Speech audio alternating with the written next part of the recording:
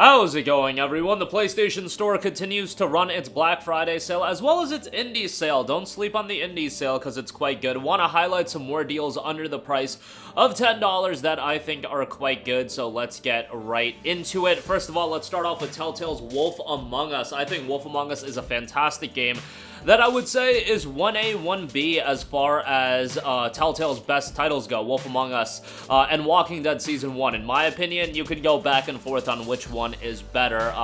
I would put Walking Dead Season 2 right below those two, I think. But Wolf Among Us was fantastic, narratively incredibly compelling, a more mature tone.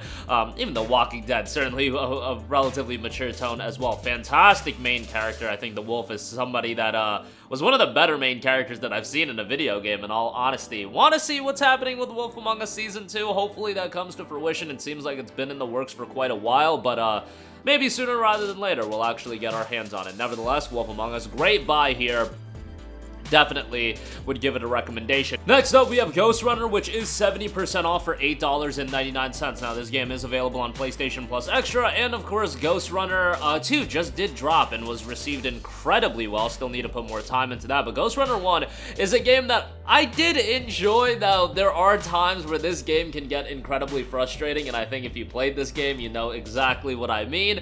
Ghostrunner does a lot of things right, though, for the style of game that it is. First of all, from a gameplay standpoint, the action combat, the parkour, I think those elements are just done so well. And yes, Ghostrunner is a challenging game. At times, you could even say it's an infuriating game, but what Ghostrunner does really well is that even when you fail at an attempt, it puts you right back into the thick of things, and you're in this gameplay loop that is super addictive, and they get you right back into the action very quickly. I think that is one of the integral components of Ghostrunner that make it work and make it such an addictive experience. The soundtrack is also really great. For this price point, I'd definitely give it a shout. You'll probably enjoy it to the point of at least putting Ghostrunner 2 on your wish list. Still going for a hefty price, but for now, Ghostrunner 1, certainly a good pickup. Next up, we have Kingdom Come Deliverance Royal Edition, 80% off for $7.99. One of the more underrated RPGs that you are going to come across. If you're a fan of the more historical thematics that Kingdom Come is bringing to the table, you will really enjoy the game. And I think from a setting and presentation standpoint, the game is really strong. The visuals are great, the story is captivating,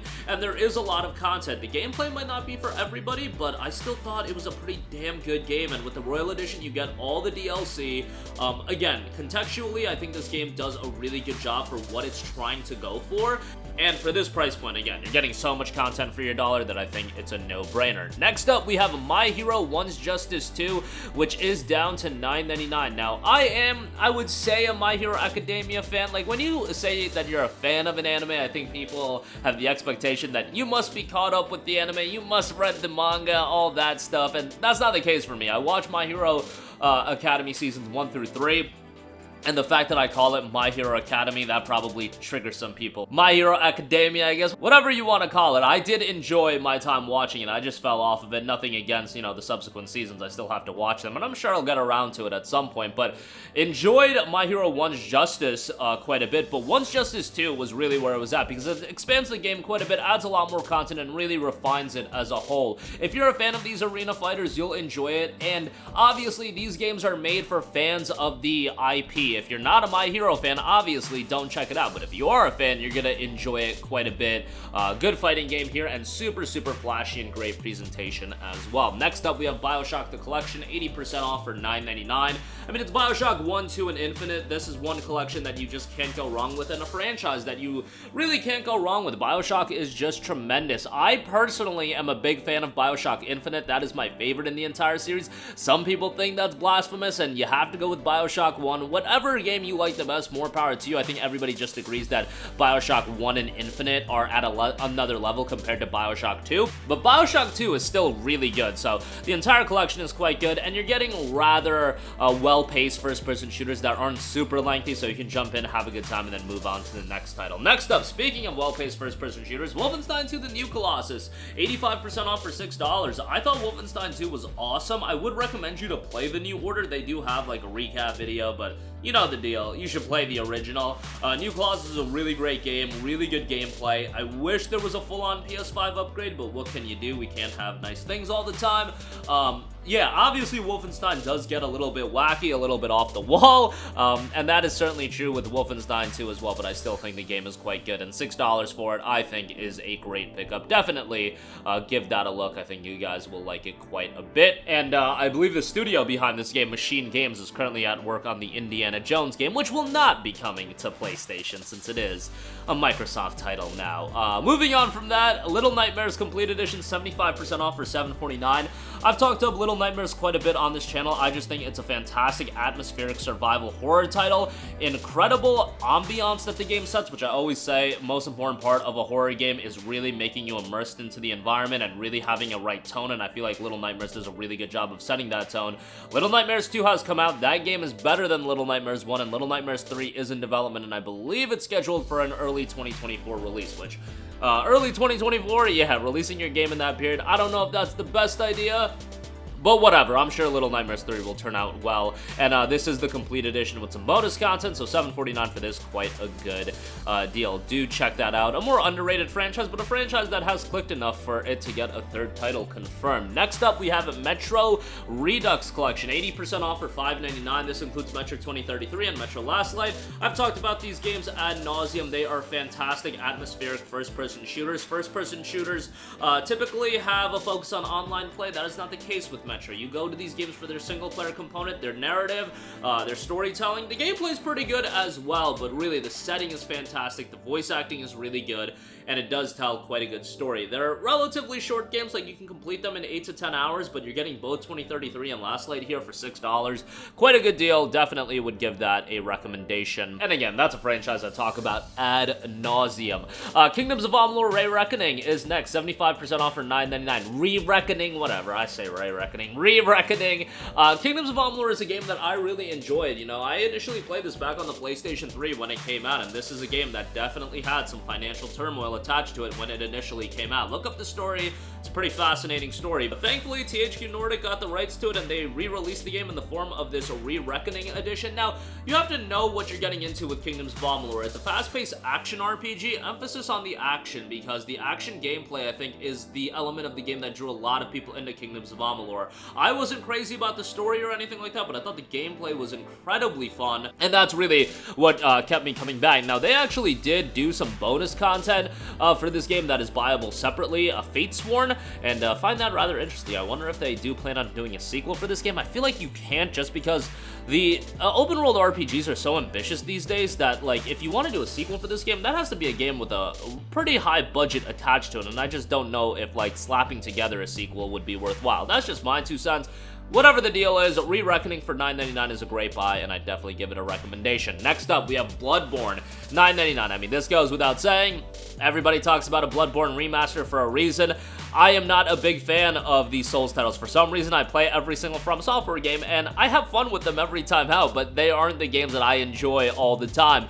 Bloodborne was a game that I absolutely enjoyed, and I don't know why I enjoyed this game more than the other Souls games, but I have an idea. I think the setting really drew me in. I loved the aesthetic and the presentation of Bloodborne. I just thought that was fantastic. The world design I thought was great.